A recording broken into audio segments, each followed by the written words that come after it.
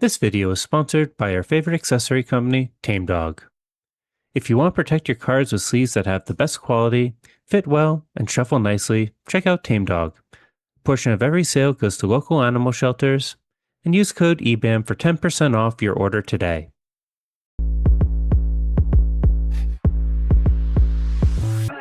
Hello, everyone. That is Thomas, and I am Titus, and this is Everyone is Bad at Magic, where we untap, upkeep, and punt. And today we got a couple of special guests who play a very popular commander right now. Why don't we give an introduction to Jordan and Josh? Guys, why don't you tell us a little bit about yourselves and why people should care about your opinions at home?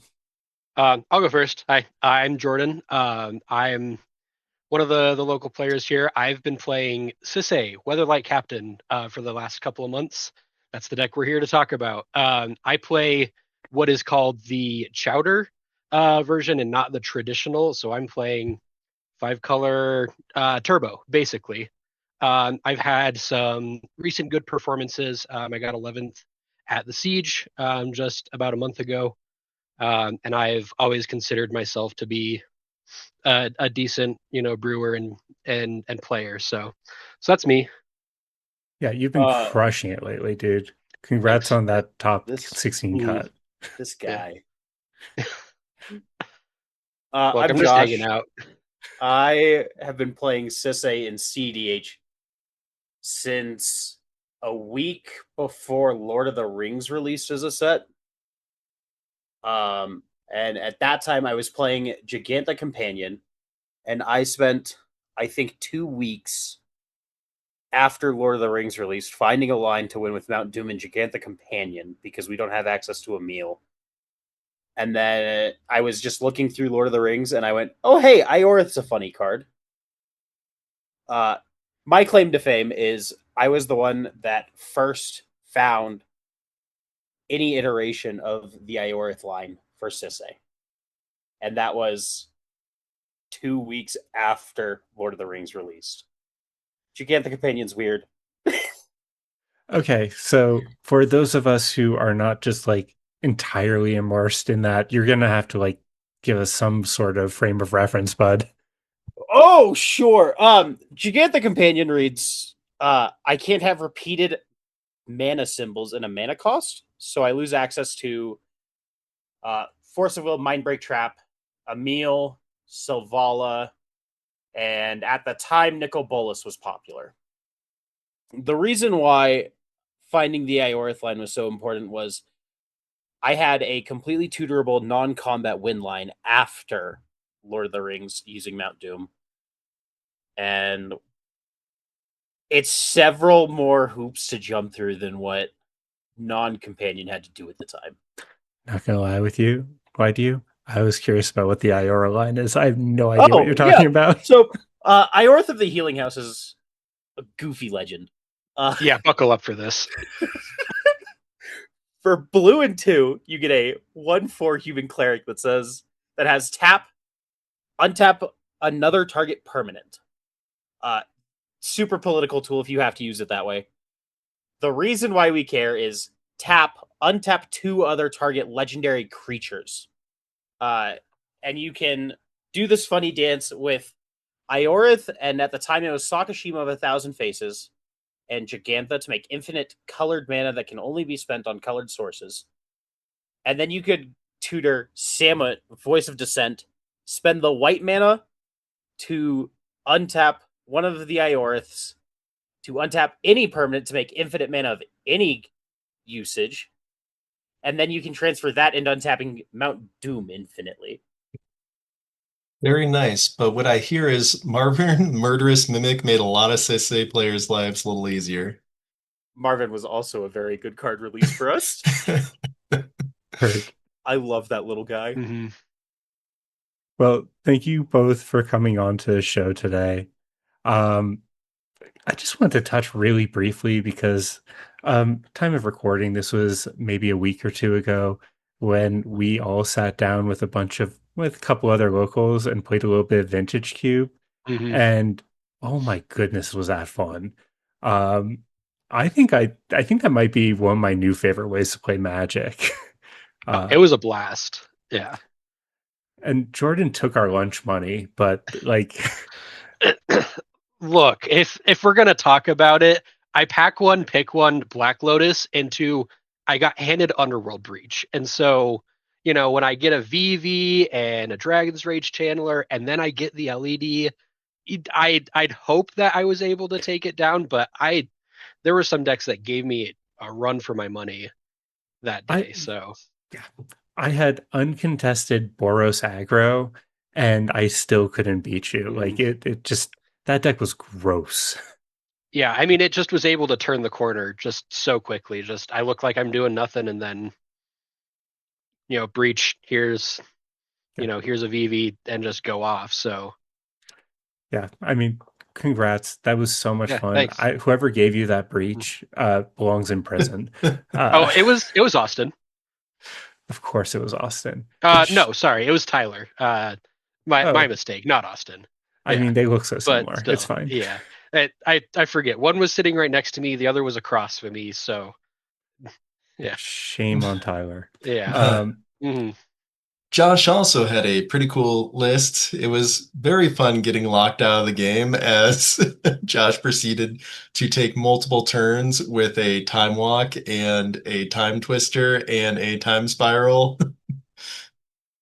You forgot Yeah, about the hole breacher. or the Yeah. Leovold, Yeah, or the yeah, Narset. yeah. Yeah. So I had the pleasure of drafting vintage wheels, and let me tell you,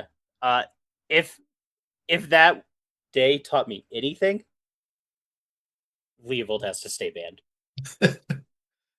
Yeah, I want no part of that. I played Josh my round two, and I somehow managed to top deck my way into winning our game one, but he full time twister with Narset locked me. So I'm still just mad about that absolutely top gross. deck. yeah, Unreal. yep. Um, I think the takeaway here is like if you can go play some cube. Titus, I think this was your first time playing. I'm sorry that you got locked under some gross decks, but I hope you had fun too. I did. I'm not the best at drafting. And you know what? That's a skill to work on. Oh, Right. Yeah. Um, I mean, it does help that I know we're going to talk about this in a bit, but me and Josh kind of got into Magic by drafting every single Friday night for like a year or something. I don't know how long it was. Um, we started drafting. It was Uh, Aether Revolt. we drafted 1 week Yeah. of Aether Revolt. Yep. The next week was pre-release. Yeah. Like immediately Uh, into Amonkhet. for Amonkhet, we Hmm. drafted the entirety of Amonkhet and Hour of Devastation. Hmm. That's it. I Yeah. don't Through remember any Ixalan, cards out of through that. Dominaria. Yeah. Um, how long for Guilds of Ravnica before you moved I away? I moved after the first set of that Ravnica block, Okay, I think. So it was up through Guilds of Ravnica right before Ravnica Allegiance, I think. that makes sense because And I did we not. we drafted every single Friday night. I did not draft any Ravnica Allegiance, so that makes Hmm. sense. That's when you moved. Yep. that's awesome. I never had a limited background, so Mm. this is kind of my first run through. And well, this is my first time playing Cube in person. Anytime it comes up on Arena, I literally just play Arena Hmm. most mornings to do the challenges so I can amass resources to run the Arena Cube when it comes through. So I hope we get to do this again sometime soon. Yeah, it's sweet. And like me and Josh had a head start. We were able to draft it a couple weeks before. Just And we us, Pierce, did and Austin. what, 3 drafts Yeah, that we day did we of did it? 3 full drafts, and it took us like 7 or 8 hours. But yeah, it was a blast. Yeah. Let's so go Mhm. Cube. a quick question on cubes. And I know, like a lot of things, people enjoy designing and developing their own stuff and tinkering with it.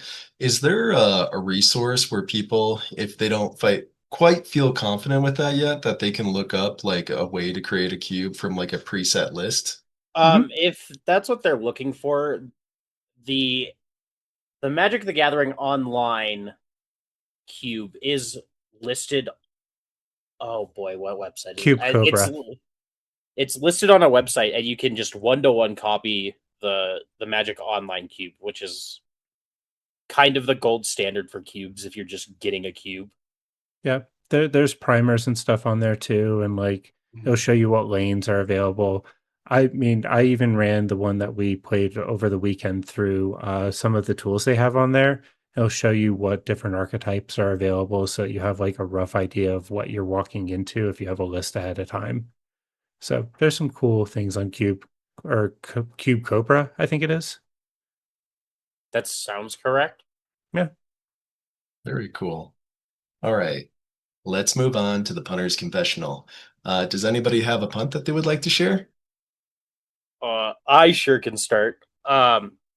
Round 3 of Siege, I was seat 2 with a Rogside that mulled to 2, myself on a second 7, a Lotho deck, and then the Cabbage Merchant in seat 4.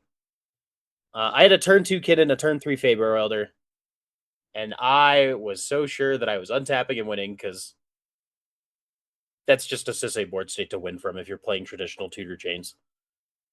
I forgot to move to combat with my Kinnan and my Faber Elder before activating Sisay. Faber Elder has vigilance, doesn't it? It sure Mhm. does. The reason why that's super important is I get to declare the attackers, then use them for mana if they're a mana dork with vigilance, um, which gives me an additional attacker for the Derevi that I activated to find, which gives me an additional untap, which says I now can grab Deadpool to switch text boxes with Derevi, untap my Faber Elder, and go into a full chain. The problem is I spun in main phase because I thought I had enough mana and I was off by 1. Mm. Because I forgot that casting Sisay that turn was expensive. We love Sisay math. It's awful. I get Dargo math. I don't get Sisay math. That seems like it hurts. Sisay math has more than one component to it because you have to constantly track the Sisay power, what your mana taps for color wise, and then also if I am going unprotected, how many spins does it take to win and present a hey, can we shortcut my infinite mana? Generally, you should be able to get there in 2 spins if you have a 4/4 Sisay. I mean, kind of less now since that you have those new toys, right? Uh, no. I've seen Dio get there with two spins at a 3 power Sisay, I thought. Uh, there are board states where you can get there from a Okay, 3/3 Mm. Sisay. But in general, it's going to be a 4/4 Sisay is 2 spins. heard. It's good to know. Seems like it would Mm. just be easier to grab a Necrodome, but Yeah, Uh, sometimes. Yeah. I don't know. Necrodome's bad. That's It's like Plan C. We don't like eh, that one. nah, yeah, it's a good card, right? that's a that's a brutal punt. I'm sorry for baiting you. Uh, what about you, Uh, Jordan? You got anything for us today? yeah, so I wanted to talk about my top 16 game at the Siege a little bit because I should have won that game and I should have made top 4 and beaten out Jason, good old Jason Doan, and I absolutely threw the game. And I don't know if it was the pressure that got to me or what, but um, basically this game. Um, so Jason playing Kinnan, he's on seat 1. We have a Magda in seat 2. I'm seat 3 playing Sisay, and we have a Timna Halana in seat 4. Timna Halana opens up with a turn 1 Voice of Victory, and Jason had Mold Low. I have turn 2 Ristic And so I'm kind of playing the mid-range kind of plan. And so we're kind of just worried that we're going to die to Timna Halana, right? So they're feeding me cards under the impression that, hey, if you have a win on your turn, you're not going to win on this turn if we're going to give you cards, right? So I eventually, I swords to plowshares, the voice of victory. We're kind of able to play the game. It gets to a point where um, Jason resolved a consecrated sphinx, and we and I have to work with him to give him cards, kind of unfortunately, because Magda has a Magda board state, uh, and had a roaming throne on the stack, and my only piece of counter magic was a mind break trap.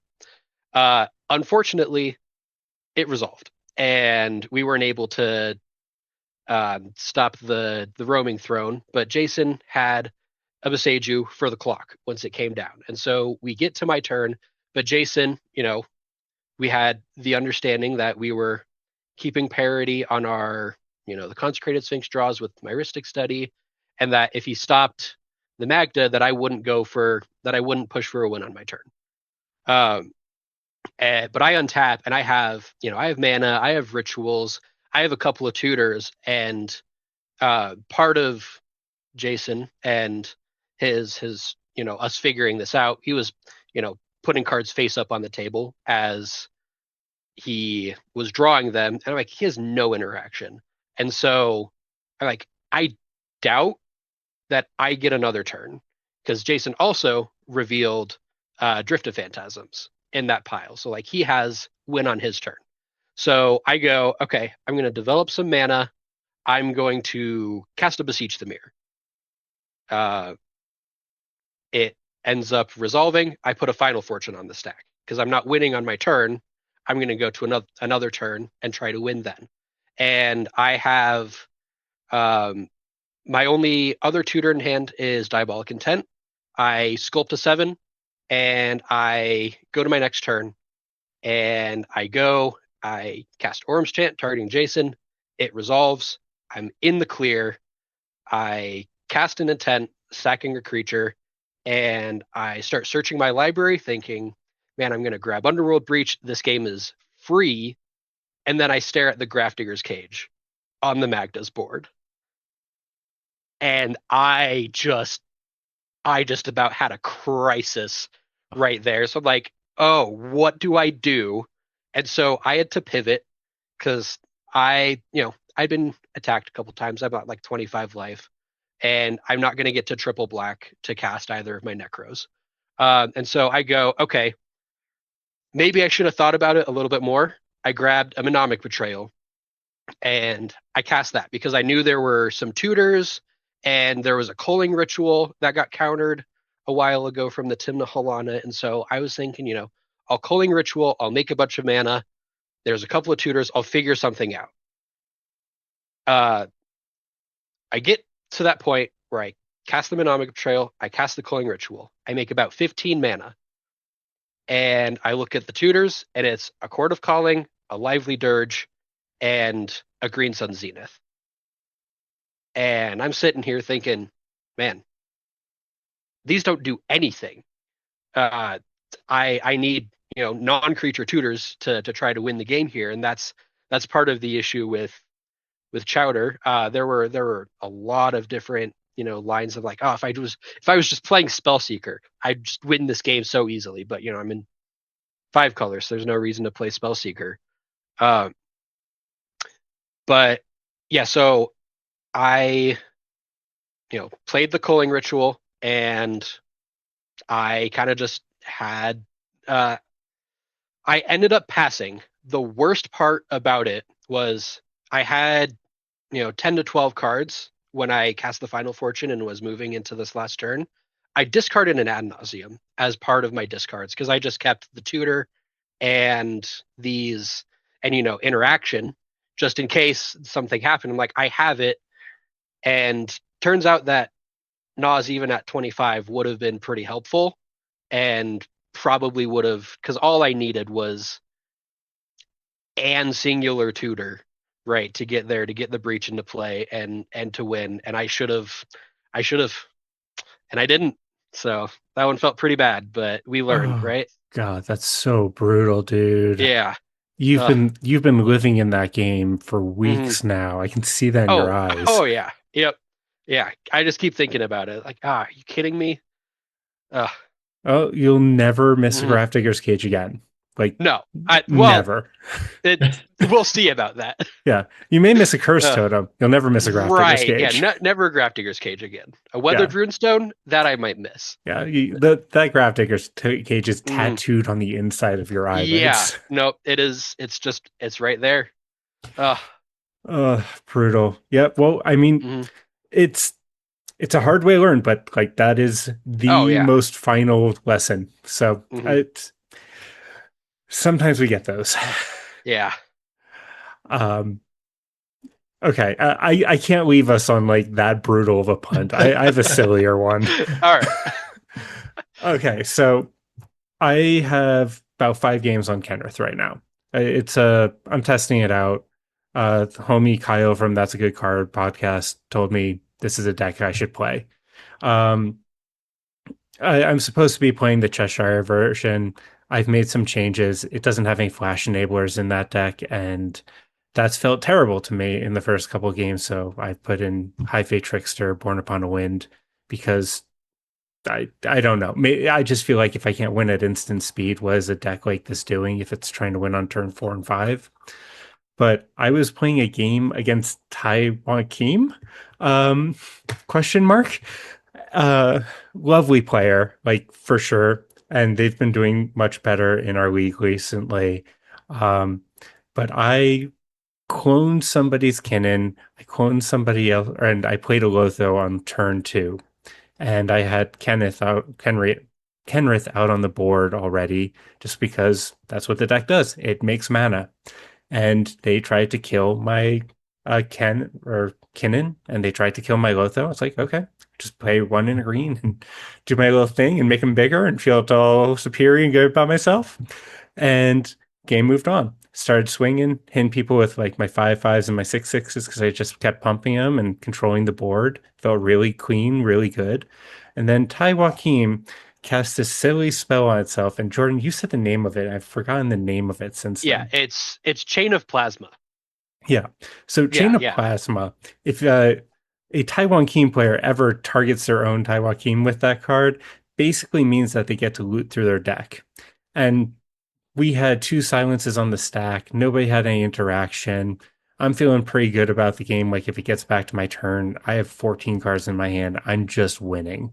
And I have the other 2 players pretty much dead to rights at this point. So it's like, I don't think they can win on the stack. Like it's no problem. I let it resolve. And thankfully, like they died to their final fortune. But I didn't even think about putting a +1 counter on their Tai Joaquin with like my oodles of mana on the board. And that could have gone so badly for me. So, maybe don't get smug about making a good play earlier in the game and like Mm. remember what your commander can do. Uh, I'm 5 games in, so I'm giving myself some grace, but I'm going to try to take that one to heart. Yeah. I was a Kenrith enjoyer for a long time, and let me tell you, it can get tricky sometimes. Just remembering everything. Yeah. It does so many things. Yeah. The haste turns out it's great Mhm. if you have enduring vitality, like phenomenal even. Mhm. So yeah, there's some cool little things that the deck can do. I'm enjoying it so far. We'll see how long it lasts. Cool. Thank you all for sharing. So, Jordan and Josh, you met through drafting, but how did each of you get started in Magic? Jordan, why don't you So take so that? we Yeah. yeah, we actually had known each other a little bit beforehand. Um we both had a similar religious background, and so we met through that. And we that was kind of our start together. Was drafting for a long time, but I mean I remember attending a pre-release for Gate Crash as one of the first kind of Magic events that I ever went to. But like before that, I had played kitchen table with friends at in like high school and everything. Um, Yeah. So then we fast forward. We draft for a long time. We have there's a group of us, and so we start building commander decks. I remember my very first was a good old 5 color Progenitus deck that has changed and adapted, but I still have to this day.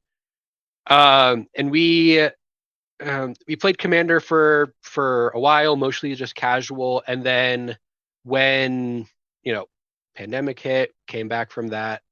The two of us, we heard that there was competitive commander going on Saturday nights at our local store, and so we said, hey, that seems kind of fun. We don't really know a lot about it. I had, of course, watched lots of YouTube.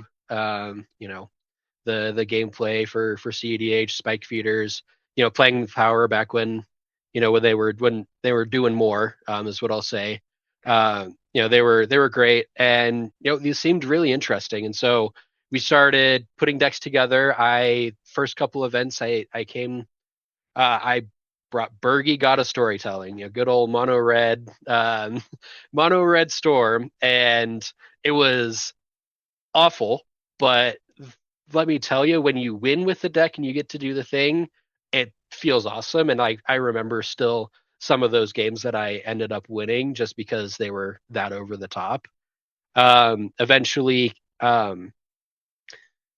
decided that playing blue was a good thing, and so as played Talion for a little bit when it came out, and eventually kind of found my niche, found my home playing Malcolm for a long time, and that's really what most people, especially locally, know me for, is playing Malcolm. I had a Malcolm Timna deck for a long time that I loved playing. It still has a special place in my heart.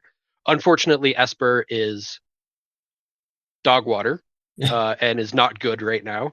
And so I've moved to other things, but that's kind of most of my journey.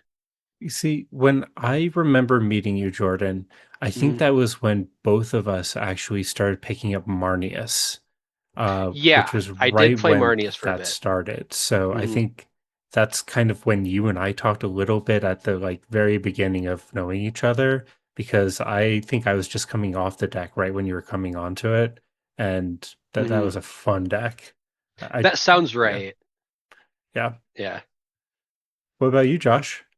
Um, I first got introduced to Magic in my freshman year of high school. I was in a computer programming class. Uh, that teacher is still by far one of my favorite humans. Uh, Towards the end of the semester, he goes, "Hey, I think that I want to set up a draft for this card game." Uh, and says, "Hey, there's a brand new set. It's oh boy, what is it? Theros, Born of the Gods." And I remember loving that set. I was not a very nice human. Uh, I played a blue black mill constellation deck that was how many Thassa's Devourers can I put into play, and then casted enchantment. Uh, my friends in high school did not enjoy that, understandably so. And then I transitioned into being a burn player for a very long time. We I didn't play much Commander up until the spoiling of Niv Mizzet Perun. And I would say that I was the person in our friend group that started the arms race because Hmm. Niv Mizzet is not a balanced commander in casual. And I found a home playing Storm as just, hey, here's all these burn spells. Oh, hey, I have 1,000 year Storm trigger. I'd like to put 15 lightning bolts on the stack.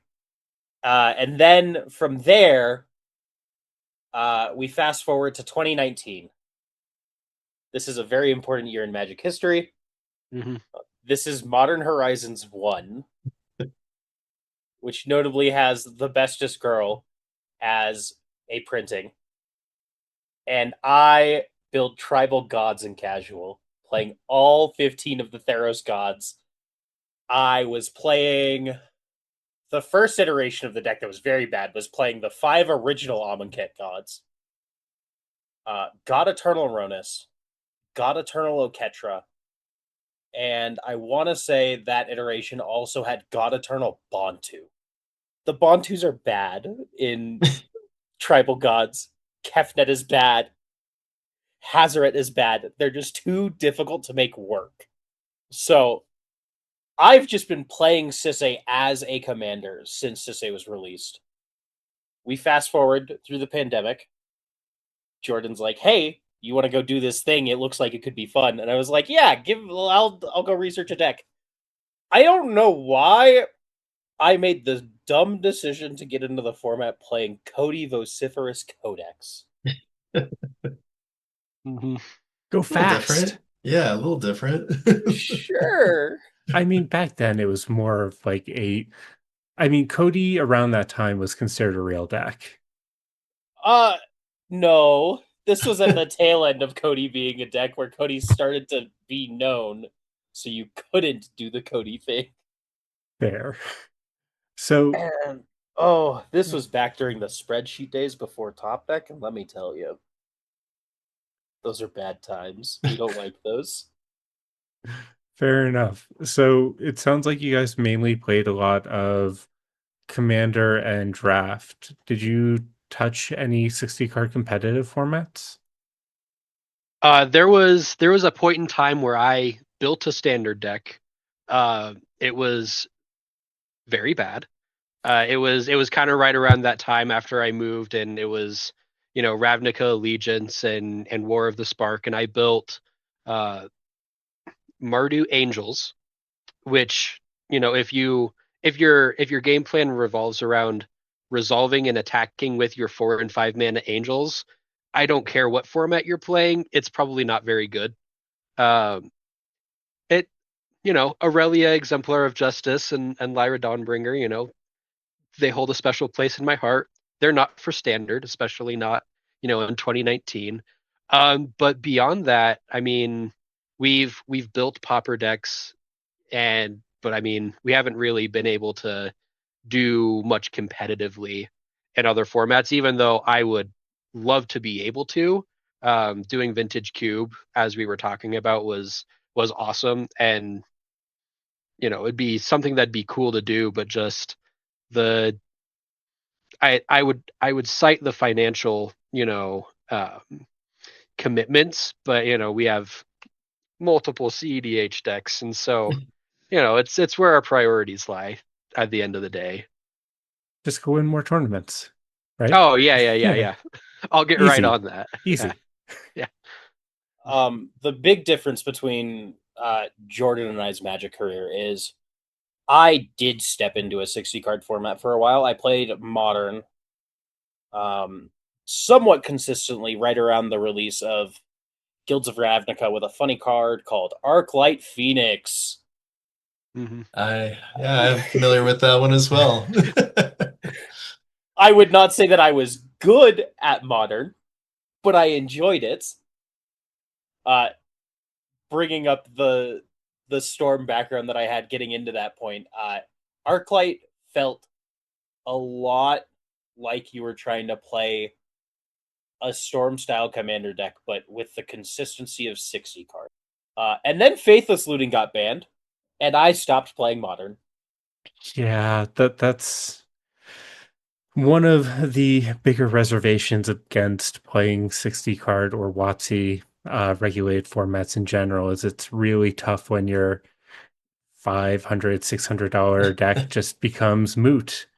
But What about those candelabras? yeah, Uh, it's Ugh. $16,000 playset. Ugh.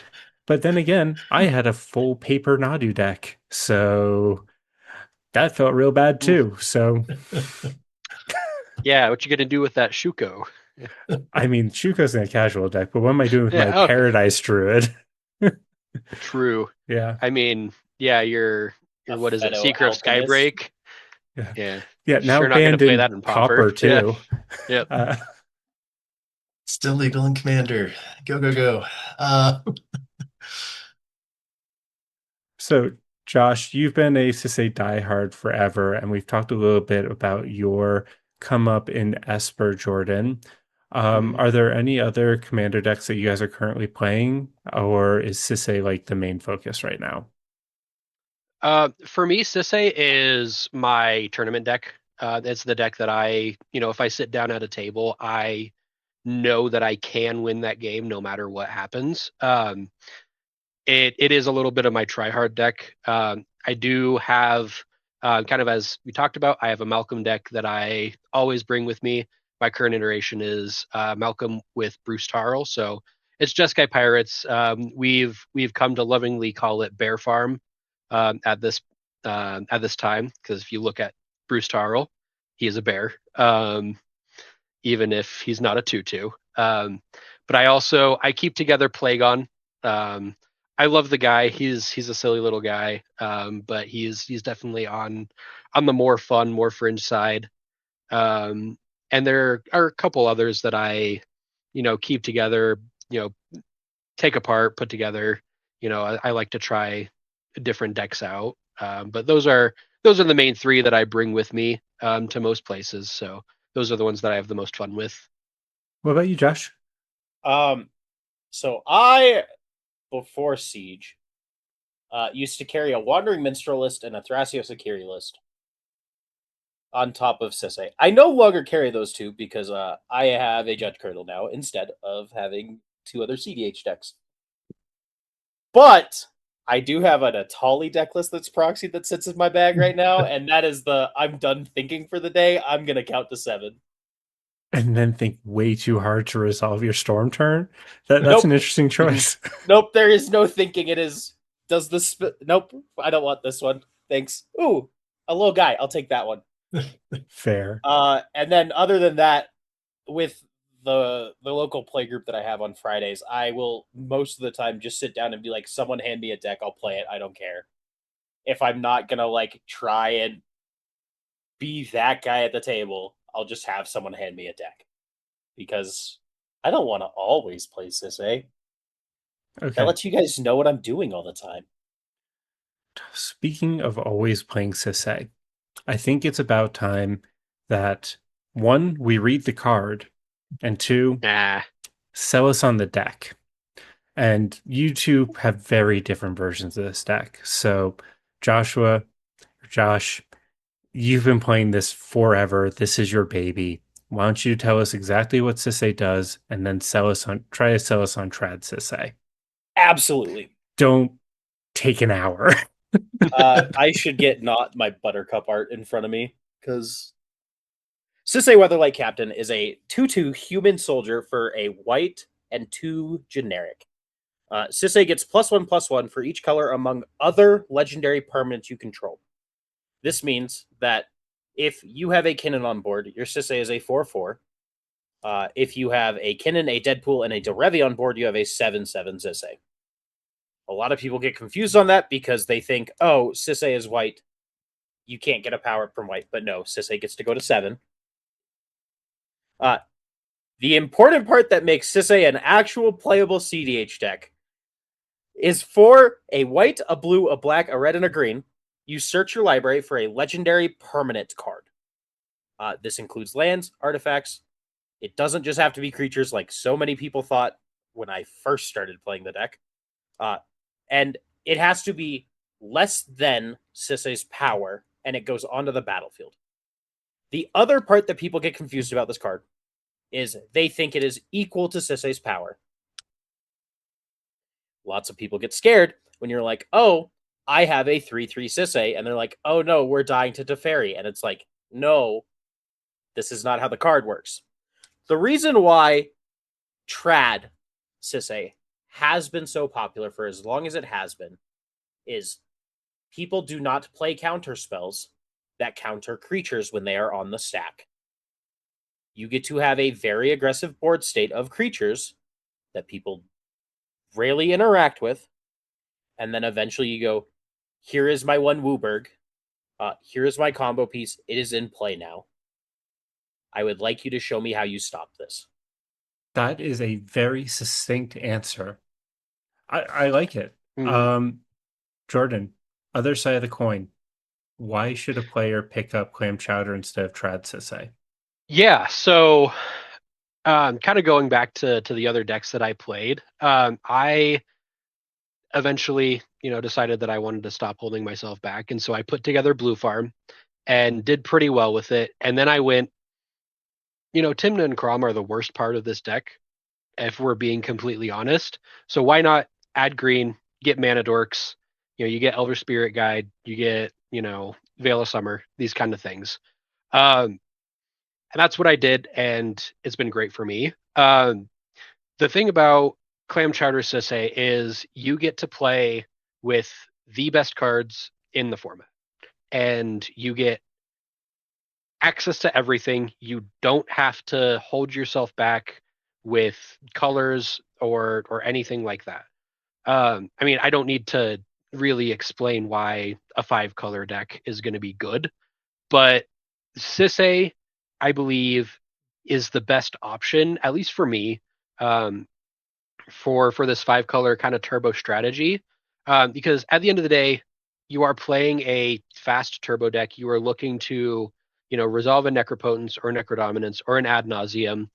But Sisay is one of the best options, I believe, if you need to not do any of those things. If you sit down and you're looking at a Ragashai deck and you're looking at a Kinnan and some other responsible deck, you go, maybe chances are someone's going to have a Mind Break Trap or a Force of Will. And so Sisay is, in my opinion, the best option to be able to sit back and play the Rhystic Study game plan, play your Cabbage Merchant. If you some games you never cast Sisay and it never comes up, uh, but the ability to have an inherently broken activated ability that can either put in your Teferi or your nice new little Jennifer Walters that's also a silence creature, or even your Necrodominance, which is a legendary enchantment. Some of those that inherently broken activated ability can help you push through the mid game and the slop and present wins. And that's what I've felt. And other 5-color options just don't give you that. Uh, yeah, so that's my thing really with Sisay with Clam Chowder. Yeah, so one of the strengths of this commander seems that the amount of first Yeah. versatility that you get, just being able to customize it, whether you want to go more of a traditional route or even a turbo route, and making cards like Necrodominance more viable. Is there Mhm. any overperformers or anything that you particularly, just found uh, super positive or enjoyable from playing a list like this? Um, I mean, just for me, it's being able to play all of the good cards. I mean, I think Cabbage Merchant is fantastic. It's one of the best cards in the format at the moment. But I mean, yeah, Necropotence is great. Adnaz is great. We've talked about Necrodominance a couple of times. People give the card a bad rap because it is objectively worse than Necropotence. But when you're putting 35 cards into your hand, you can probably figure something out. And so in my opinion, it's just as good. I'm not gonna, if I see a Necrodom, I'm gonna go, man, I wish this was a Necropotence. Anyways, I'll still cast it, and if it resolves, I'll probably still win. Taking kind of a approach on the other half of the deck, or kind of revisiting the other half of the deck, the tutor chain. Josh, I know that a big part of what originally drew you to Sisay was the ability to play all of these fun cards that might not be as meta. As the deck has continually just gotten banger after banger that are, let's just call them what they are, CDH staples at this point, have you found that the higher the card quality gets, the less interested you are, or are you enjoying that it's getting stronger? Oh boy. This is a double-edged question. I have a tournament list that I think is objectively the best performers for the style of deck that I play. I also, on the other hand, cannot tell you the last time at a weekly that I played the same 100 cards week to week.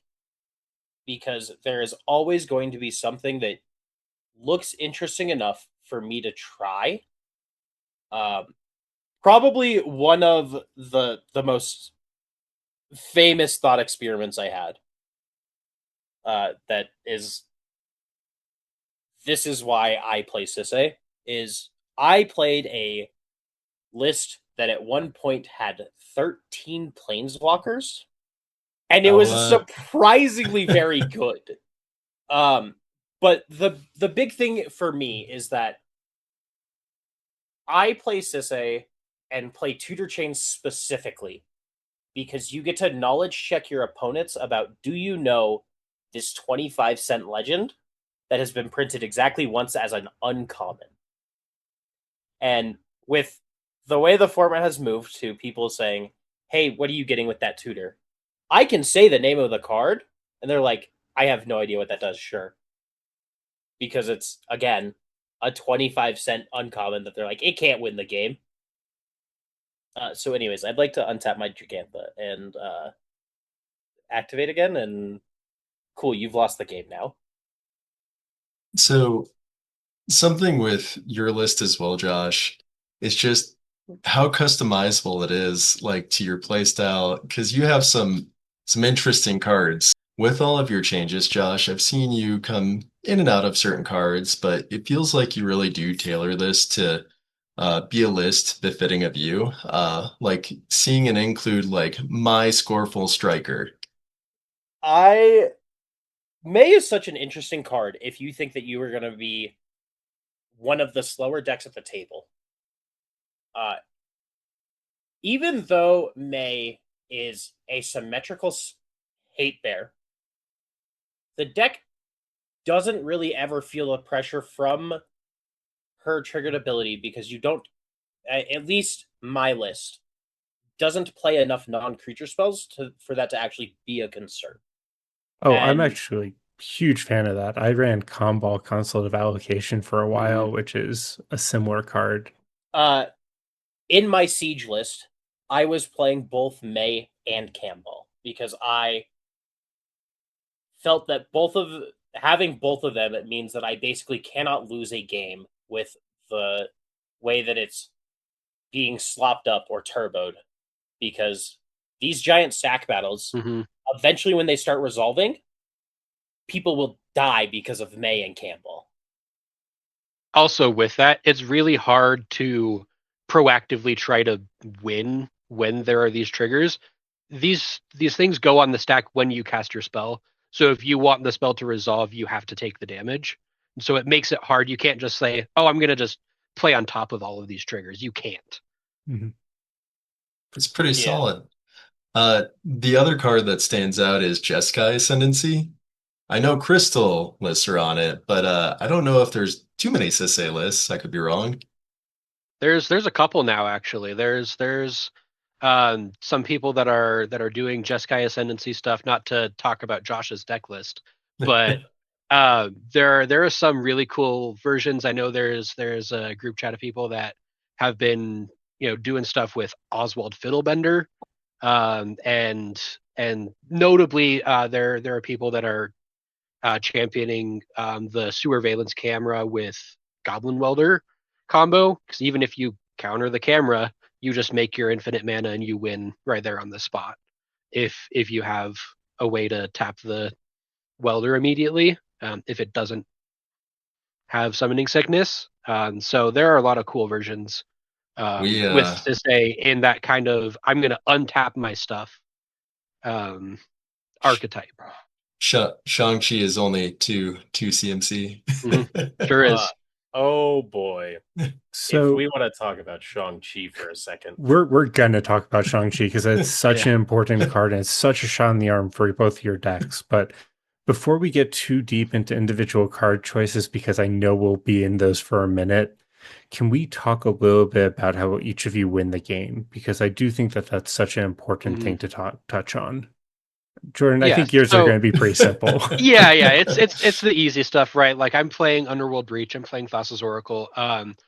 Generally, I can win with the Thassa's Oracle. If I'm doing a breach line, I will often um, do the I'll mill everybody out, and then I'll have everybody draw a card with Fairy Mastermind.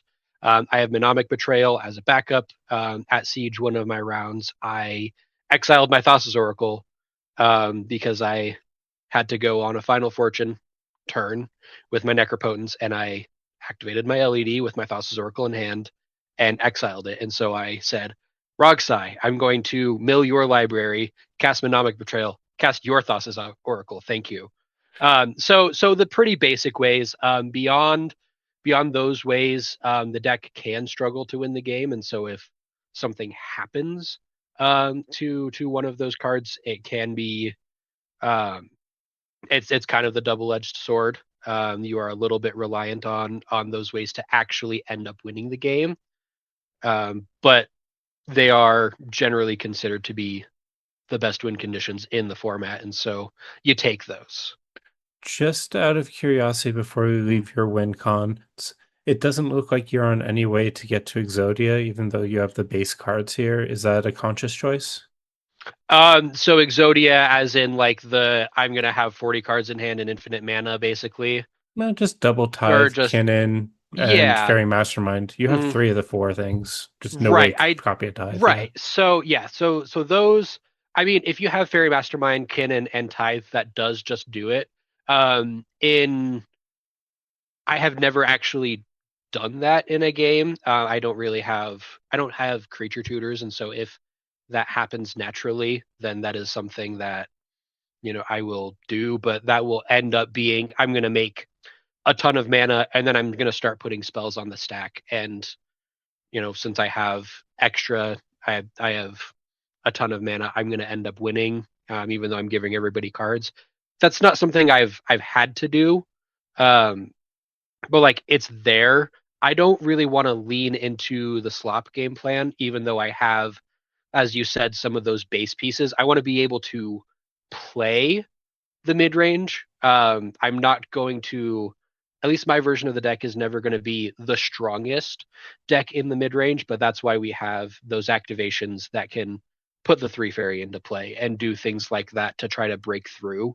And certainly it can win in those mid game kind of things, but I don't want to lower the card quality of the turbo game plan. Yeah, makes sense. Mm-hmm.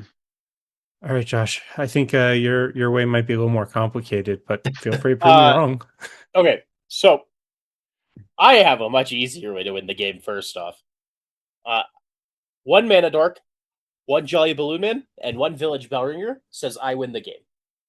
So This makes infinite copies of village bellringer that are 1/1 with haste, and you just go to combat. That's the easy way to win. Sounds pretty that great. just a quick comment. The Balloon Man seems like such a solid card for this deck, being on the more traditional route, and just having that additional utility with making like an extra Bloom Tender or Fey Burrow and getting that mana. I just picked up Sisay and only played one game, but I'll be trying out that line, and I think it is a solid choice. So for that line, how are you tutoring the village bell ringer Uh, uh, consistently? we have demonic tutor, we have vamp, Okay, and then so there's just nature's rhythm, worldly tutor, Mm-hmm. answer the call, court of calling. Uh, Yeah. we also get into just kind ascendancy has a other part of the card besides why I'm mostly playing it. okay. Uh, Heard. that helps look through your library very aggressively. Um, but the difficult way to win now. This line requires you to have a way to make Wooburg off of a creature. The easiest examples are Faber Elder, Bloom Tender, and Sylvala, Heart of the Wilds. You activate Sisay.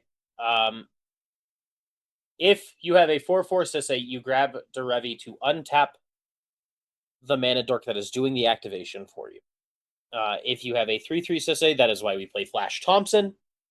It's just Derevi is the easier of the two to grab because it pumps Sisay's power by more to let you extend the options that you have. After your Derevi untap, you're generally going to grab a Deadpool to fix out your colors for sure. If you have all of your colors, you can just grab a meal.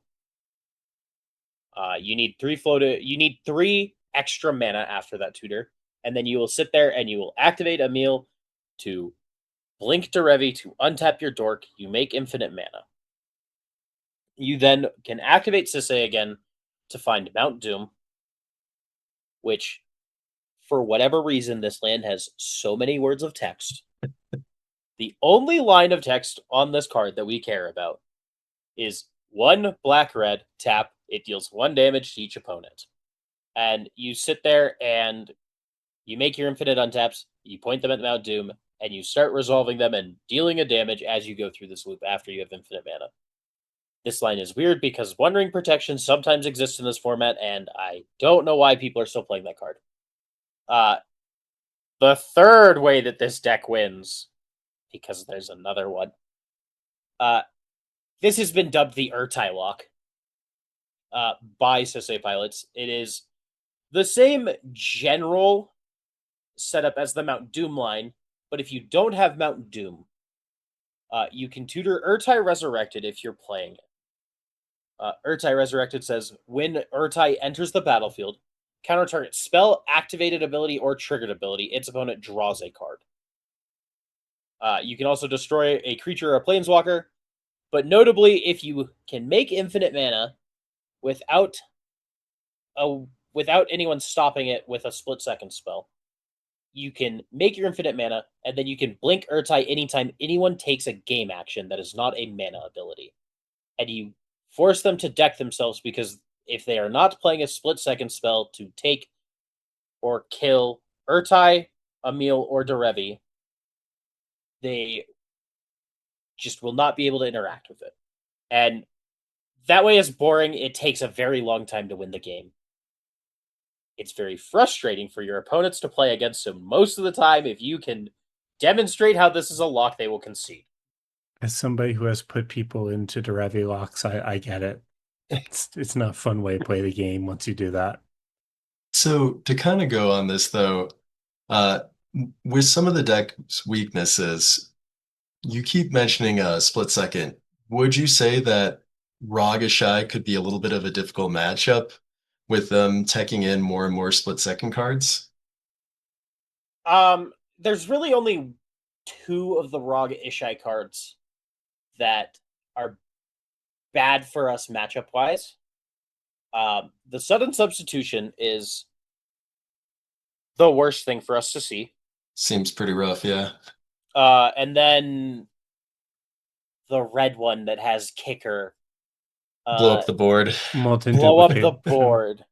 That card at split second says I lose the game even if I am not taking lethal damage from it. Because I will no longer have means to win because I do not have a board state that can produce a win. Firestorm seems pretty reasonable to win through since it doesn't have that split second text. Correct. Not being able to activate my activated abilities is how I can lose the game the most, because I don't like using the word toolbox because it feels Reductive. yeah. It oversimplifies what the deck wants to do, I think. And I have access to tools if I get to activate abilities. If I can't, I just look like I'm playing a little Timmy, here's all of my dudes deck. Is like the one thing that is probably the biggest con when compared to Chowder. Is Chowder doesn't really care if you cannot activate abilities. Nope. So, I am a little Timmy if I can't activate my abilities. cursed totem, not so bad of a matchup, Jordan. No, I mean, it can come up when I have like mana dorks, and like notably the for a cabbage merchant, that is an activated ability of the cabbage merchant. So like it can come up to tap for mana, But generally, no. If people are like, "Oh yeah, I got the Sisay matchup down because I have a Curse Totem," it doesn't really affect me. Uh, Raft Diggers, though, seems pretty rough against traditional and mhm. Chowder. It can be. Really, bud? You're gonna bring that back up Yeah, already? right Uh, after that. I will say that I think that Grafdigger's Cage is much better into Chowder than it is into traditional. Mhm. I have a lot more of these non-creature legendary permanents that once they have hit the battlefield, the game is basically over without me having to take any Yeah. game actions to move to another phase. Realistically, if you have the ability to put enough spins on the stack, if you have an extra spin anywhere in traditional, you can just grab the Teferi, and that has a And nice minus ability that gets rid of a permanent. Um, and then the graph, Chowder yeah, can do that, but it's a lot more that comes up less often. you are not as focused on making how many things of Wooburg can I make this turn. No, absolutely not. So it's much harder for you to go, here's Teferi, Hmm. now I can spin my Necrodom, Now I can and do something else. Yeah. yeah. Hmm. Um, the I'm going to mention another new card that also kind of sort of breaks the Grafdigger's Cage matchup that most people were not expecting. Uh, is Loki's Scepter? Uh, just kind of says, "Oh look, thank you for your silence, creature. I do not care about your Grafdigger's Cage anymore." Because you just go spell, spell, spell, remove Grafdigger's Cage, spin. Uh, the other like super notable thing of why I do not care about Grafdigger's Cage is Agatha's Soul Cauldron is an artifact. I could just put my cauldron into play and go, cool. Now Sisay is big enough after exiling a creature. Here's Teferi. Oh yeah, this guy's cradle is like 2 spins. I I don't have to sit here if you guys don't want me to, you know.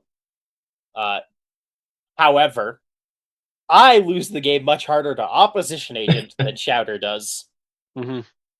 Yeah. I mean that just seems kind of inevitable here.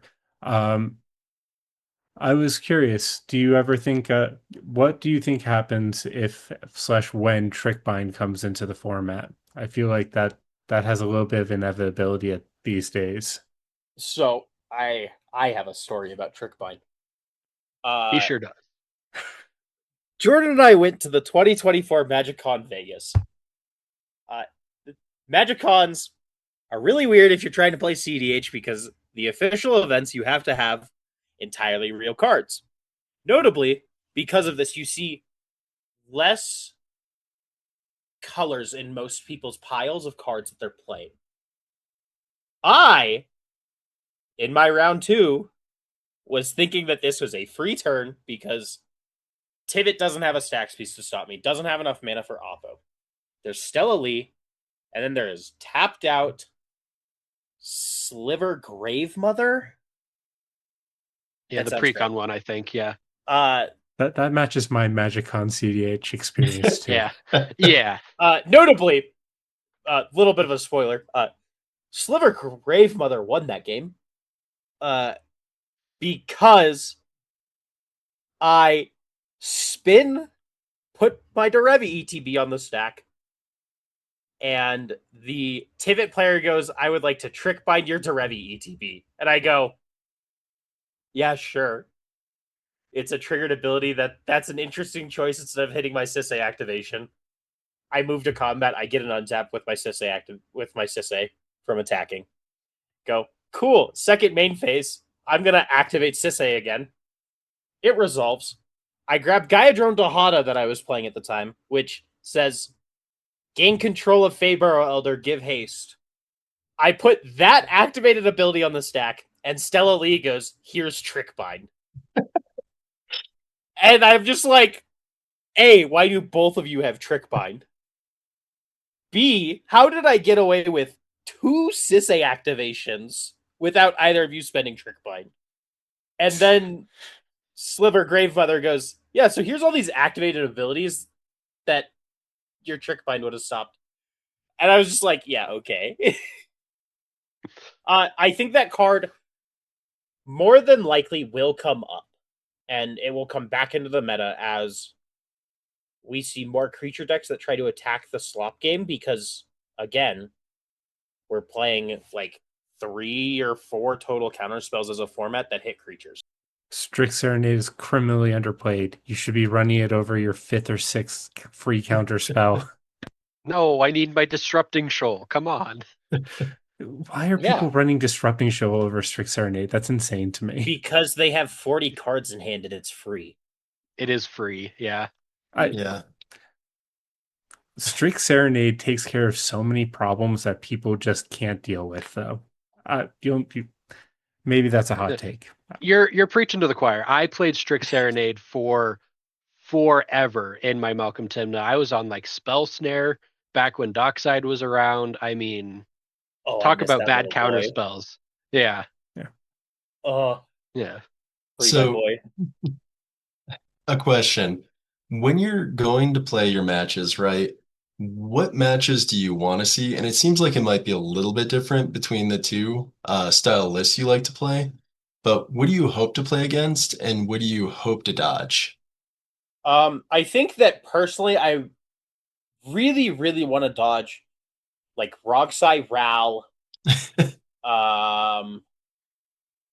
And there's another really bad matchup that I can't think of. But if we look at the flip side, all of the decks currently that are trying to attack the meta are mostly weak to traditional Sisay because I just have the better options because I'm in 5-color compared to them being in the 3-color piles. We have a Tiem player locally, and every time that man sits down with me, he's like, well, I'm probably losing this game because I will stop the other 2 players at the table and you're going to go press the button. And I'm going to go, cool, I don't have Oppo. You get to win the game. So, that is, it's very, very close to his exact words are just, does this have Oppo or my Aven Mind Sensor? Cool. I have to convince the other 2 players to blow you out of the game to get to my win turn. I really, really enjoyed the period of time where Thomas brought back Derevi. Deadpool's a great card. You would never Deadpool a Derevi. I would never Deadpool a Derevi. You would never download a car. Notable other download a car matchup is Agatha's Soul Cauldron is a funny thing when there's a Vivi on the table. Yeah, and you just go, Deadpool? Mm-hmm. Hate Deadpool so much. Disgusting magic card. He's just a guy. I don't know what you want from him. That's a cool thing. I'd like to have it. Thanks. I mean, I run it now. Like it's terrible, but it's so good. Mm-hmm. Especially when you can like then duplicate it afterwards. But regardless. Jordan, how do you feel about the current meta, or what are you wanting to go against? Yeah, so it's hard to say. I mean, there are some games where I sit down and I say, "Oh, I don't care what I mulligan to, like card-wise. I just need to put something on the stack on turn 2 and I'll win this game." Those pods don't come up all the time, but particularly I feel like I have bad matchups to funny enough, some of the weird creature decks that are hard to generally interact with. So traditional Sisay can be tough.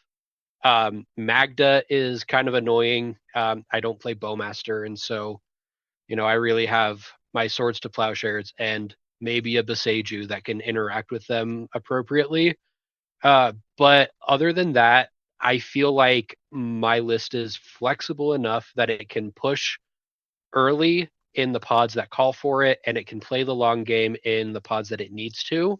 Some of those pods where there's a row, there's kind of as Josh was saying, there's a Rogsai. I've had games where just all I need to do is just win the seed order battle, And if I'm going before them, I feel pretty good about my matchup.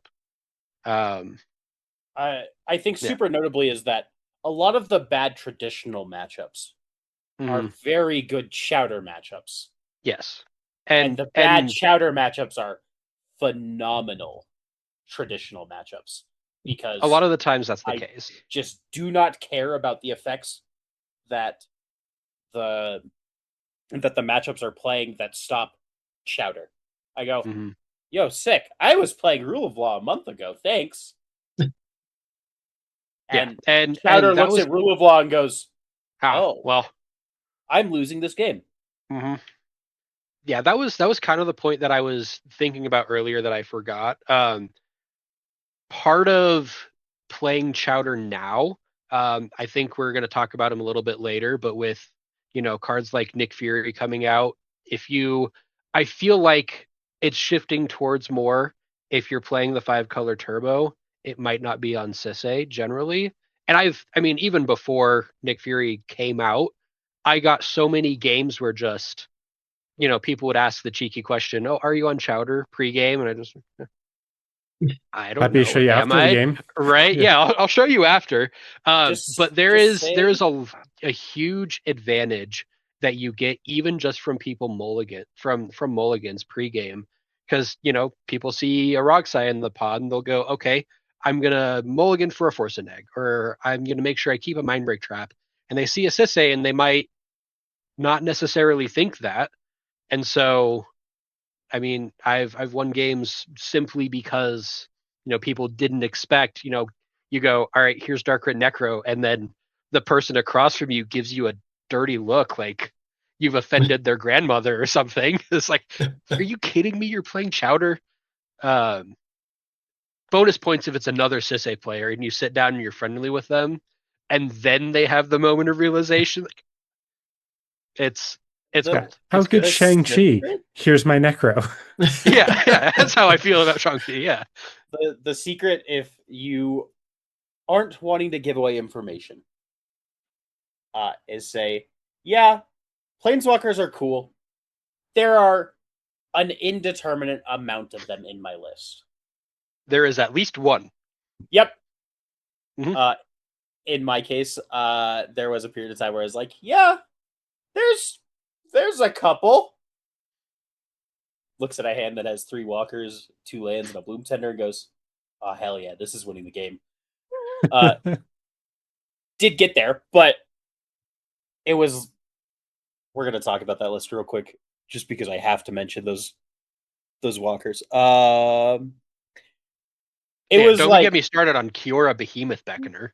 I. That's a solid card.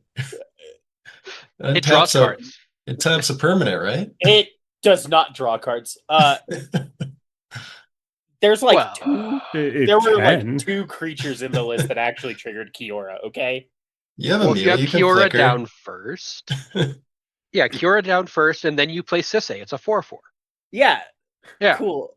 All right, guys, One of we're gonna two let him cards. go. We're getting close on our time. yeah. Sahili into Dahada, Gaia Drone Dahada, just kind of wins the game because it fixes all of your pips. And that's the most difficult thing about this is what are my legendary pips to win the game? I cannot tell you how much of a CDH game while I'm playing traditional Sisay is. Okay, I have Selesnya, but I have to get Sisay to be a 5/5 because I have Savala. What's going to be the best legend that I can grab right now? Uh, and that's where things like Spider Woman have been really good for me because this is a 2-color legend, but only requires 1 pip to cast. Spider Woman's also a good card. All right. Well, gentlemen, I know that we still have a bunch of questions, but we are kind of coming up on our time here, and this has been so much fun. Titus, do you have any last things that you want to ask before we let our friends go for the evening? Yeah, one thing to share and one thing to ask. So, we'll flash them up on the screen here, but these are going to be Josh's altars for their mana, their commander, and I just thought they were really cool. and just wanted to share them. You might see them pop in through the video earlier, and that's why they may have been flashing up. Um, and then outside of those, uh, Josh, you have notable cards come in and out of your list. Is there any card that stands out to you that you have found that you have really liked? And then, follow up to you, Jordan, as well on that. Um, the most notable card is actually sitting out of my list right now. Um, it's Frostcliff Siege is by far one of my absolute favorite cards that I've played in any of my lists. It felt like such a total card for the way that I play the game. Uh, Mostly because it is a blue-red permanent that says all of my creatures just have haste. Uh, it's not the Tyvar and Shang-Chi wording of haste of activated abilities. It is, oh, this Derevi is in combat now. And I miss playing that card, but I wanted to play Jeskai Ascendancy because Jeskai Ascendancy does really silly things when you have a Enduring Vitality or an Essica. And it gets really hard to fight my deck when I am making that much mana. And that's why there's a Jeskai Ascendancy in the list right now, is if I have to play the stack battles, I want to be exponentially making mana, and eventually you just start putting activations on the stack and they have to resolve at some point. So I guess blue-red enchantments are like very notable cards for me. Just trying to sneak in that is it. Exactly. For you, Yeah. Jordan. For me, I wanted to kind of highlight two cards real quickly. I don't need to talk about how good Lotho is, but it feels like every single time I get it down and it lives, it's absolutely insane in the deck. There was a game where I multi-5 and I kept a turn one Lotho, and that was it. And I ended up winning the game because I was able to have 7 treasures going into my turn. I spun a Kinnan, went into my turn, and then spun 3 Fairy Necrodom. So it's overperformed. It's a great card, but kind of a card that you might not think about that has honestly been really, really good for me. I love Manamorphose. I wasn't playing it at first when I put Chowder together, kind of because I put together farm first and then turned my farm list into Sisay. But oh my god, it's so good. It fixes your mana. It cantrips you. It's really really nice when you're trying to convert into red for your final fortune, or get blue like for your born upon a win, or even just I've used it to color fix a colorless and a red into a Sisay activation before. Like it it just overperforms every single time that I see it. It makes me want to have like a cost reducer in the deck, even though it'd be horrible, like throw in a cheeky Ral so that it's an actual ritual, but it's so good on its own. It's been a godsend ever since I put it in. Okay, I can't not take that bait. I'm a little surprised you're not on Summoner's Pact too, just because of how much that smooths out Mm-hmm. necro lines, or at least it did for me when I was on Terra, and then Mm-hmm. now on Thrasios Vial Smasher. The way that the amount of times that's come up on necro piles for me has Mm-hmm. been surprisingly high, and it's so good. Yeah, that's one that it's in my considering. I think it's in my considering. But it's one that I think about all the time, and I don't have a physical copy of it, I think, and like I could get one easily, like that's not an issue, but it's it never feels good enough outside of the I'm in my end step with Necro. And like there's just so many cards to try to put in. I mean, you look at my considering, it's like 40 cards, right? So Crabtree Cabbage Merchant pays for itself by the time it comes back around. It's great. yeah, that's fair. But if they don't give you non-creatures, then maybe you're stuck there with 3 mana and you die. Well, I mean, Maybe you're a good enough that's a player to skill read the issue, right? board. Yeah. Yeah, okay, yeah. All right, friends. Mm-hmm. I think that's it for us today. Is there anything you'd like to plug while you have our platform? I mean, not really. I mean, Sis is a great deck, but I love Malcolm. I could spend an hour, 3 hours talking about Malcolm if you wanted to have me again. But that's a whole different thing. But that's really it. I mean, we're not really on like socials or content creation that much, so we just kind of do our own thing. At least I do. I'm fairly active in the Sisay Discord. I notably am one of like 3 people basically that still play Gigantha Companion. I don't actively play it in tournaments, but it is something that is constantly being brewed by myself. Uh, the most notable thing is that I think there is a second Sisay Turbo deck, but I don't want to get into that because that's like a 2-hour rabbit hole right now. All right. Well, we would That's be happy to treasonous put ogre the. good. Yeah. Yeah. I am.